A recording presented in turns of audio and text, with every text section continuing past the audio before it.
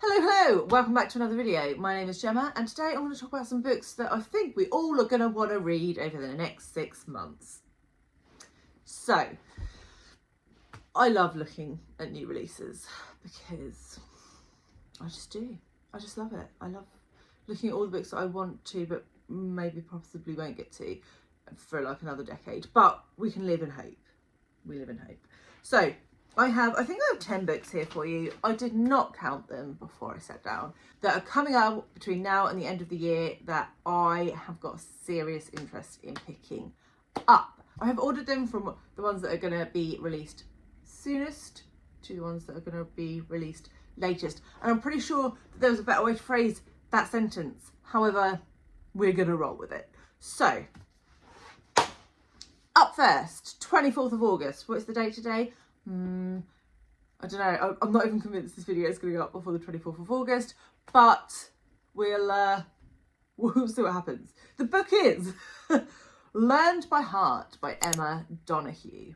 And at this point, Emma Donoghue is a pretty big powerhouse in the literary circles, particularly that I swim in. And yeah, interested to see what her next book is going to be like. She does seem to be churning them out quite rapidly. This one is based on the life of Anne Lister.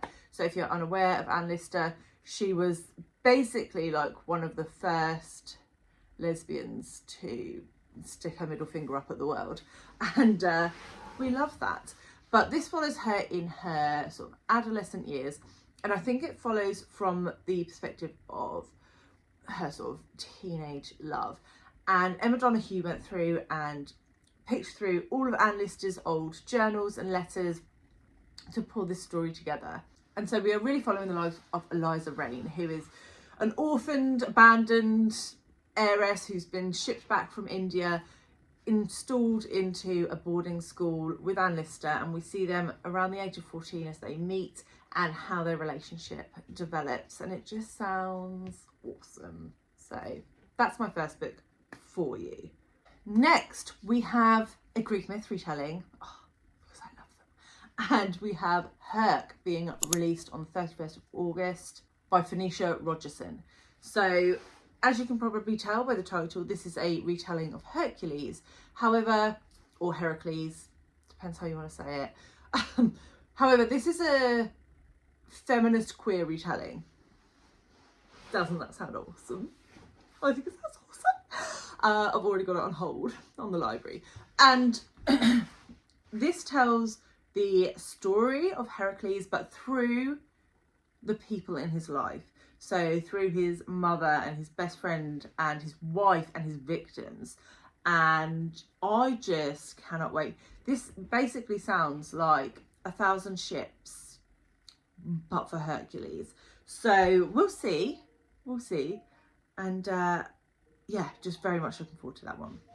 Next up, on the 7th of March, we have the new release by Sebastian, Faulks, another big hitter in the world of literature.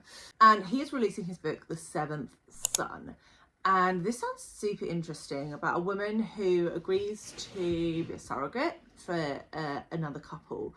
But the way that comes around and the fertility clinic that she is working with, maybe do some things that are ethically not ethical.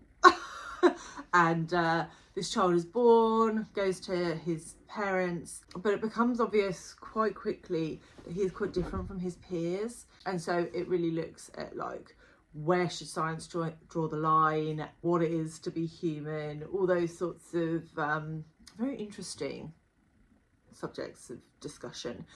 So yes, very much looking forward to that one. Then on the 19th of September, we have a book called Northwoods by Daniel Mason. And this sounds like a super interesting concept where we are following a single house over a period of centuries, and the people that live there, stay there, move in there, and how the sense of place and home can shift. So yeah, almost sounds like interconnected short stories, which in some ways makes me think, oh, I don't know, but just having this central anchor of the house sounds really interesting to me, with sort of lovers moving in and con men and like spinster sisters and just a whole raft of different characters, and looking at their interactions within this house. So yeah, super intrigued by that one. On the 21st of September, The Glutton is released by AK Blakemore, and this one's already getting quite a lot of hype. I think some people predicted it for the Booker Prize longlist. It wasn't longlisted, but this looks at, again, a true person in history, a French peasant who grows up in poverty. As they grow older, their appetite becomes insatiable and perhaps drives them to monstrous acts. And I believe that this book is told sort of in reverse. So we find this character in a hospital in France having eaten a golden spoon, and then it sort of goes back how they got to that point and the things that he has done through his life. So yeah, it sounds very different, very intriguing, and that one is out on the 21st of September. Then on the 28th of September we have The Land of Milk and Honey by Zhang, and this sounds a little dystopian in nature, where we follow a chef who moves from their sort of city life to the mountains and sort of rediscovers their love of food and self, but very quickly becomes embroiled in a sort of attempt to change the way the world works through food. So I'm not quite sure how Zhang is going to pull that off and how that's going to work, but it sounds like a really different kind of concept. So that one deserves a place on my list. Then on the 19th of October, I have a book that I think is probably the one I'm most looking forward to from this list, and that is Julia by Sandra Newman. And this is a feminist retelling of 1984. Right? So this follows the perspective of Julia, who is a character in 1984, and maybe how her perception of the things that happen within the Big Brother social construct that George Orwell created, how Julia's perception may be different to that of Winston Smith. So yeah, if you've read 1984, you'll know that these two characters met and had a relationship of sorts within this book. It was probably one of the pivotal plot points within the book. So yeah, really interested to see how Newman has adjusted that. It also makes me want to go back and read 1984 because it's been a hot minute.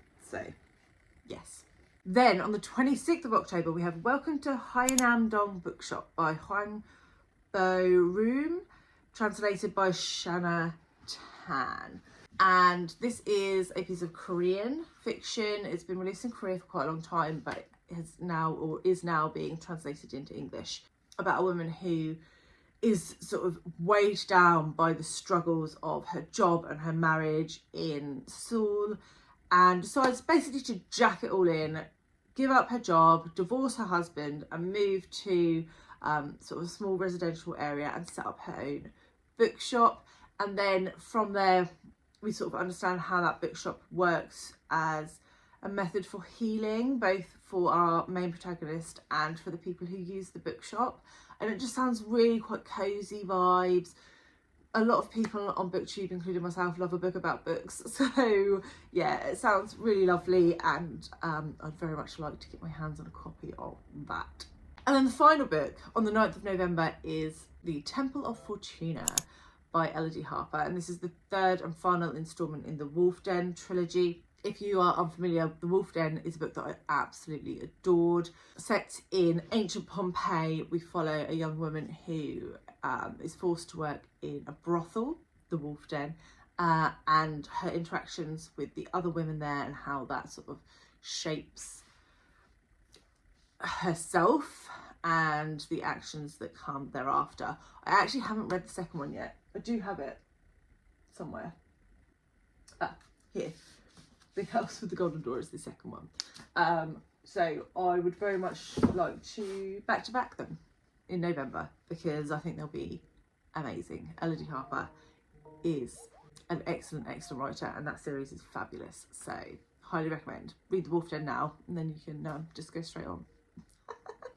So those are 10 books that I'm really looking forward to in the coming months. Let me know if there's anything that I haven't seen that you want to tell me about in the comments, and I will see you all very soon with another one. Bye guys.